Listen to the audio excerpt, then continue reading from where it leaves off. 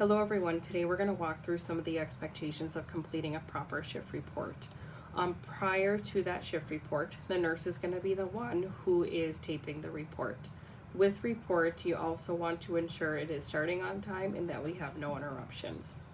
Some of the items that you're going to pass in shift report will be from that 24-hour report sheet, as well as your 24-hour summary progress notes and the alerts.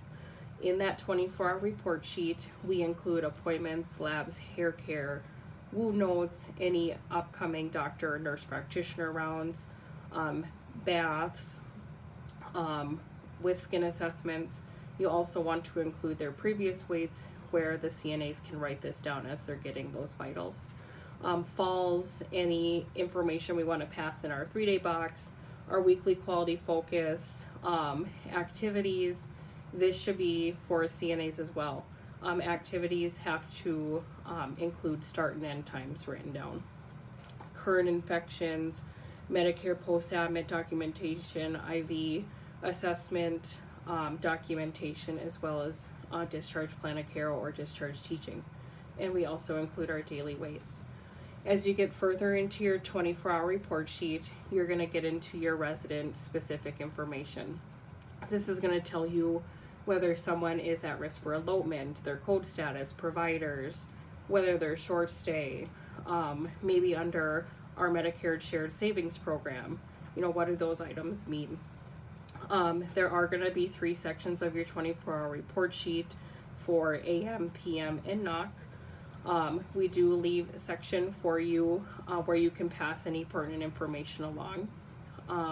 And also you're going to report off of last time toileted, bowel movements, intake output, so forth.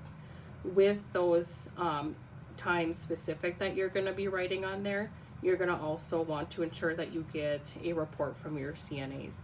They are going to have those times specific. So ensure you allow yourself enough time prior to taping to get those items, because we always want to ensure they're passed along. As for some of the ADL expectations for your CNAs, which you can always double check or spot check, CNAs need to, again, have those activity start and end times written in. Adaptive equipment always has to be circled under your diet section. Cares and treatments are generally going to be highlighted off after those cares have been completed. It should never be highlighted before they're done. Name and date always have to be included, certain expectations of that. Always check your nurse's station, report room specific. There's going to be an ADL expectation. If a CNA is ever unsure of what to include on those items, there's going to be that expectation guide for them to review.